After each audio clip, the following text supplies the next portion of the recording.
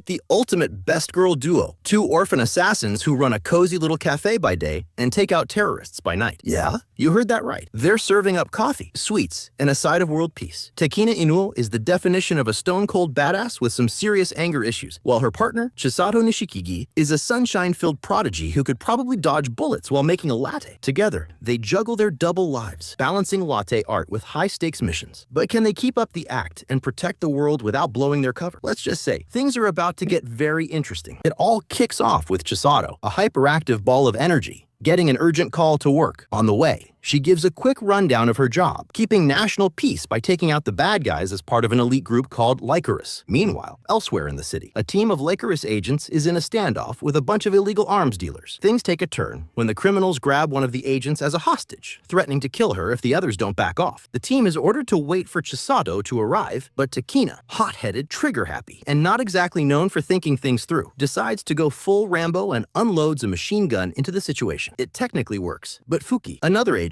is furious. Since Takina could have easily gotten the hostage kill, by the time Chisato shows up, the chaos has already unfolded, so she just shrugs and heads out. As punishment for her little improvisation, the higher-ups boot Takina from the main unit and dump her in a disciplinary division, one that just so happens to operate out of what looks like an ordinary coffee shop. Upon arrival, Takina meets Mika, a chill and wise adult, Mizuki, a lively woman with a big heart, and Chisato, who also used to be a Lycoris agent but was reassigned for reasons. After the introductions, Chisato takes Takina on a little history lesson about the infamous tower incident, where she basically went full action hero mode against a group of terrorists, leading to the tower's destruction. Takina, still dead set on getting back to the DA, doesn't care much for sightseeing. She just wants to prove herself and return. Chisato, being Chisato, casually promises to help her get back eventually, but for now, she's stuck running errands and doing odd jobs with her. These tasks range from delivering coffee to teaching at a school, much to Takina's dismay. Things pick up when they get a job from a police officer about a woman named Sayori, who's being stalked. When they meet Sayori, she shows them a photo she posted online, after which a bunch of creeps started following her. In the background of the pic, Chisato and Takina spot a familiar notorious criminal group, one that steals weapons. Realizing Sayori is in real danger, Chisato invites her to stay with them for safety, and Sayori agrees, leading them to her place. While en route, Takina, always on high alert, notices a shady car tailing them. She splits from Sayori for just a moment, and in that split second, the car swoops in to abduct her. Takina, ever the shoot first, ask questions later type, whips out her gun and starts blasting at the kidnappers. Right on cue, Chisato arrives and immediately tells Takina to chill. She could have easily hit Sayori in the chaos. Instead of brute force, Chisato, ever the tactician, asks Takina to take out a hovering spy drone, which she does with perfect precision. Meanwhile, Chisato expertly disarms the criminals, making sure to use bullets designed to subdue rather than kill. With Sayori safe, the job seems done, but something bigger is brewing. Elsewhere, a tense conversation unfolds in a car. Two shadowy figures talk to a notorious hacker named Walnut, questioning why the Allen organization, a known criminal syndicate, is mixed up in arms dealing. Clearly not fans of Walnut's curiosity, they decide to shut him up permanently by blowing up his entire house. Just when it seems like things can't get any crazier, one of the men from the explosion casually strolls into the coffee shop, leaving Mika visibly shocked. Back at the cafe, Mika's having a serious chat with the guy who blew up Walnut's home. Meanwhile, another hacker is sending Walnut a cryptic message online, dropping some juicy info about the Allen Institute, a shady group recruiting all kinds of exceptional but messed up people. Walnut's suspicious, asking if the hacker spilled the beans to the Allens, but the hacker just laughs, clearly gunning for the title of world's greatest hacker. Back at the cafe, Mizuki gets an email from Walnut just as Chisato walks in, running into the guy who destroyed Walnut's home. After a tense chat, Chisato and Takina get ready for a mission to protect a hacker. They meet their client at the designated spot, and Walnut is wearing a ridiculous squirrel costume. He's freaking out, begging for protection because there's a briefcase full of important info and some serious bad guys after him. Things get wild when another hacker, Robota, hijacks their car and tries to drive them into the ocean. Chisato and Takina go full action mode, taking out the drones like total pros. And just before the car plunges into the sea, Walnut manages to regain control. But, plot twist, the car's a goner, so they bail and take cover in a nearby building. Cue the mercenaries. The fight goes down, and Takina's watching Chisato's insane combat moves, totally in awe. Together, they wipe the floor with the mercenaries, and Chisato, being the total sweetheart she is, tends to a wound Takina accidentally gave to one of the bad guys. But then,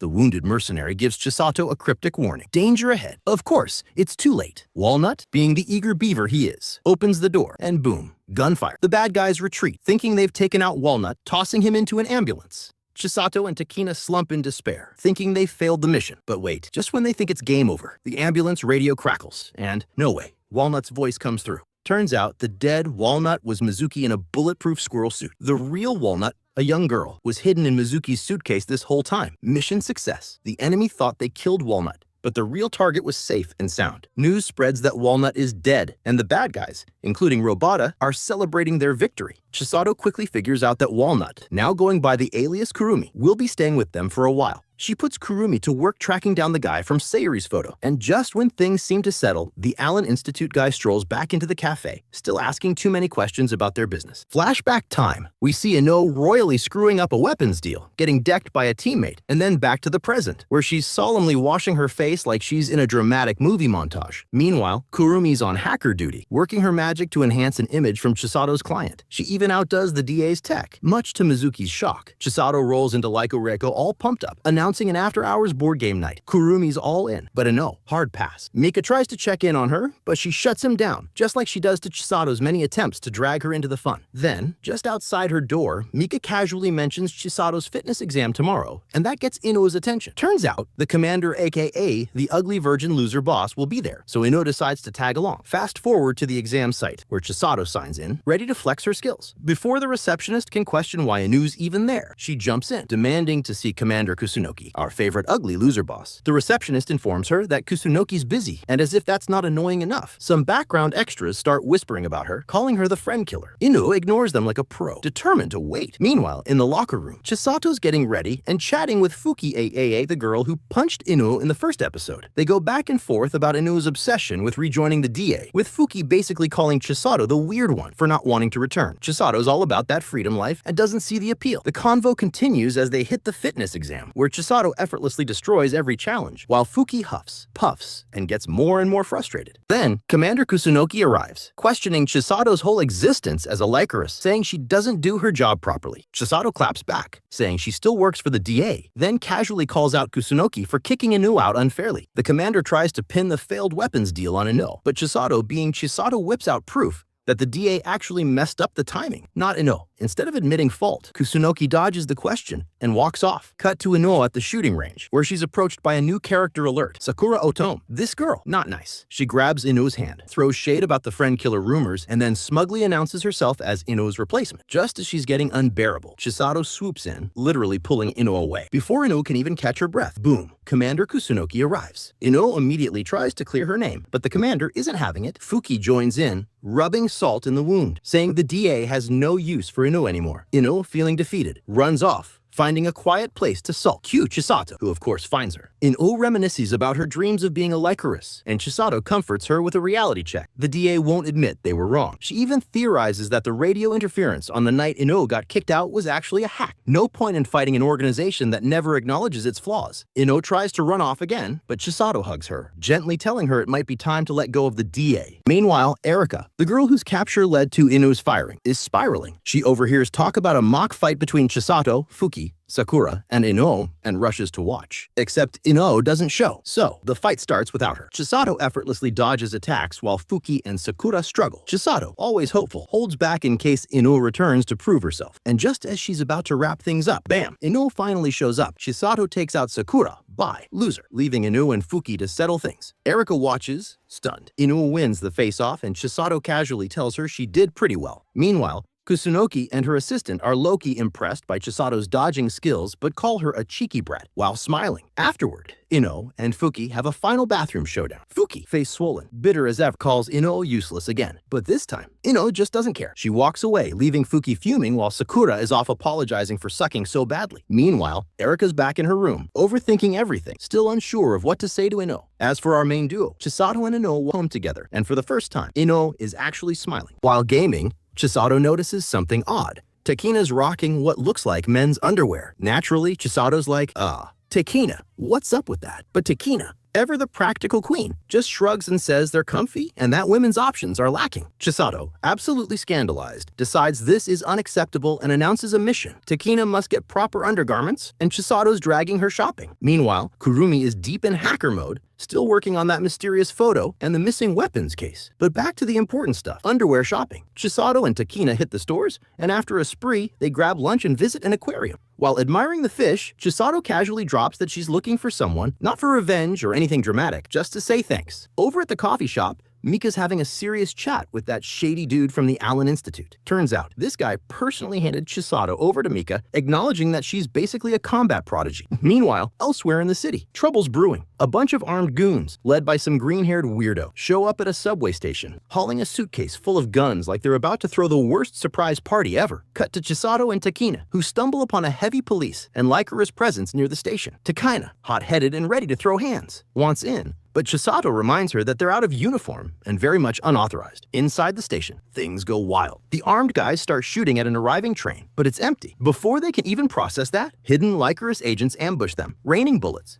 The green-haired dude, realizing his minions are doomed, does what all villains do when things go south. He blows everything up. The explosion buries both his men and the Lycoris agents under tons of rubble, and he barely escapes. Back at the cafe, Mika and the gang watch the news, which, surprise, calls the whole subway attack an accident. Meanwhile, Chisato is in the middle of disposing of Takina's boxers when she suddenly pauses. Maybe Takina had a point. They do look comfy. Naturally, there's only one way to find out. She tries them on, and right at that exact moment, Mizuki walks in. Cue maximum embarrassment. Mizuki immediately bursts out laughing as Chisato scrambles to explain that the boxers aren't hers, they're Takina's. Elsewhere, our injured green-haired villain, now revealed as Majima, is scrolling through his phone, expecting headlines about his grand subway attack, only to find the news calling it a total accident. Just then, he gets a call from Robota, our resident creepy hacker. Robota smugly explains that anything involving Lycoris always gets covered up. He offers to team up, but Majima's not interested. He's got plans, and they're too big to be buried. At the coffee shop, Kurumi and Mizuki are glued to the TV, watching the president address the nation about the whole subway accident. Kurumi, ever the conspiracy theorist, but probably right, figures the guy has no clue what actually went down. Meanwhile, Chisato gathers the gang for their next mission, babysitting a VIP guest from the US. Enter Mr. Matsushita, elderly, wheelchair-bound ALS patient with a tragic past. His family was murdered, and someone even tried to off him. Now, he's on a farewell tour of Japan before his time runs out. Oh, and fun fact, he's got a mechanical heart because,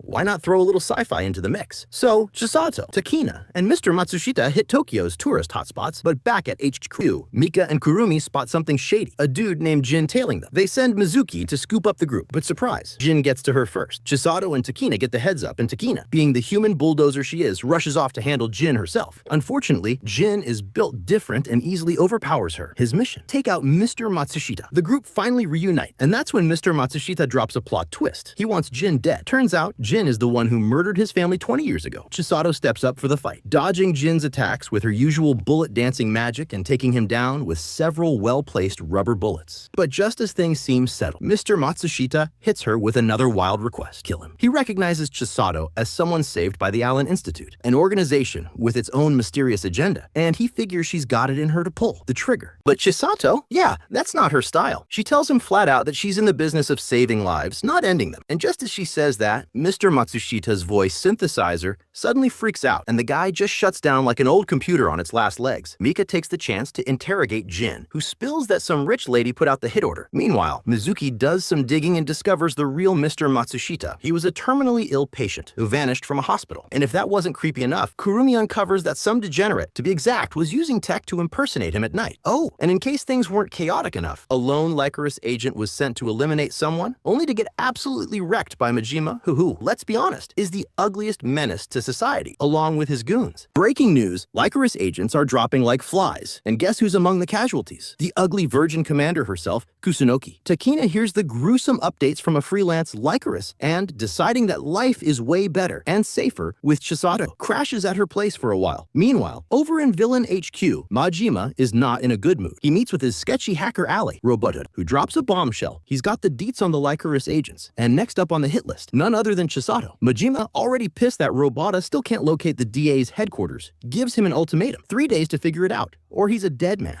Desperate, Robota tries to get help from the Allen Institute, but surprise, they tell him to suck it up since this whole mess is his fault. Back at Lycoris, the team waits for Kurumi to hack her way into the DA's servers, but trouble is already knocking. Literally, Robota, doing some creepy stalker stuff, digs up Chisato's home address and sends 2 goons to take her out. Too bad for them. Chisato is built different and wipes the floor with them in seconds. Watching this via drone, Robota realizes that Majima is gonna love this little development. Speak of the devil, Majima storms into Robota's room, fully ready to end his life, but just as he's about to pull the trigger, he spots the footage of Chisato on screen. Intrigued, he spares Robota for now. That's the end of the recap. Let us know if you want part 2 by leaving a comment in the comment section down below. Also, don't forget to like this video and subscribe to our channel to avoid being virgin forever. See you guys in the next video.